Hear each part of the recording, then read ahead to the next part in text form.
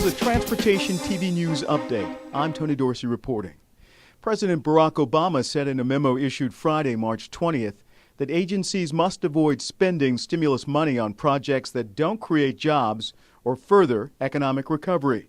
The memo, which is available online at the official White House website, whitehouse.gov, also states that recipients must document all communication with lobbyists concerning stimulus projects. To ensure grants and other financial aid efforts paid for with funds from the 2009 American Recovery and Reinvestment Act are awarded to worthy projects. In other news, appearing March 17th before the U.S. House Budget Committee, Kansas Transportation Secretary Deborah Miller stressed that Congress must ensure that the Highway Trust Fund has sufficient revenue to fund the current program. Current revenues going into the Highway Trust Fund are reportedly billions of dollars below the current rate of commitments made to states. In her testimony, Miller also encouraged the adoption of recommendations offered by the Board of Directors for the American Association of State Highway and Transportation Officials, which call for a 6-year, $545 billion surface transportation authorization bill.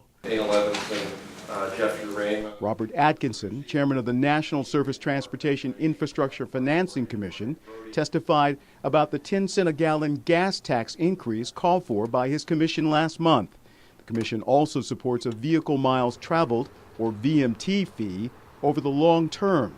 Atkinson spoke recently about this to Transportation TV. The fact that we are recommending a modest increase in the gas tax, that might surprise some people, but again, you know, when you really dig down into this, as we did, and you look at it from an open mind and an objective mind, you really realize there aren't a lot of answers in the short run other than raising the gas tax a modest amount, which is what we're recommending, 10 cents, and then indexation. Also supporting tolling, helping states do more tolling, particularly on new capacity, and then in this long run transition to a VMT. That's pretty much, if you want to solve the problem, that's kind of your scope of reasonable, feasible solutions. Follow this link to Miller's 11-page testimony and use this link to find AASHTO's authorization policies. In other news, House Transportation and Infrastructure Committee Chairman James Oberstar tells Transportation Television that he expects to have a surface transportation authorization bill out of committee by June. We will have bipartisan support. We'll have a combined effort in the committee. There's going to be full participation, already is full participation in shaping the next bill. The Democratic staff, Republican staff are working together on ironing out specifics as well as broad policy issues.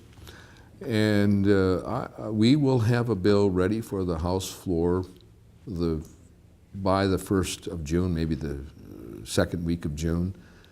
It just depends on how long it takes to work out the exact language, but we'll be able to report a bill from committee and bring it to the House floor in that time frame. Watch Oberstar's entire interview in our View from the Hill segment right here on Transportation TV. That's the Transportation TV News Update. I'm Tony Dorsey reporting.